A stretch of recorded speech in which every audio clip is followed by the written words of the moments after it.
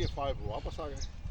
अब आप देखें नहीं कितना ये जो ना, ये मैं आपको कह रहा था कि जब आप सबसे पहले ये जो आपका लेग है ये सीधा और ये टी, जब ये टी होगा तो आपकी बॉडी इस तरफ जाएगी। आपने इसको ऐसे जाना है, ऐसे जा रहे हैं तो असल में आपके इन पट्टों पे प्रेशर पड़ रहा है। ये आपके डाइजेस्टिव सिस्टम को, जिसको निज़ाम हिज़ाम कहते हैं, उसको इम्प्रूव करता है। और ये मैंने कहा ये राइट को और राइट को और राइट, ये अब आप वापस आ गए। मैंने ये अर्ज़ किया था कि अब आप इस पे आइए, ये आसान तरीन पोस्चर है, क्योंकि वो जो आपका यहाँ टेंशन पड़ रहा था वो ख़त्म हो गया। अब आपने इस हाथ को थोड़ा सा मोड़ा और ये यहाँ रखा। ये जो पिछला है ना, पिछला आपका अपनी जगह पे कायम है, इसको आपने ऊपर उठाया और कान के साथ सीधा ले गए।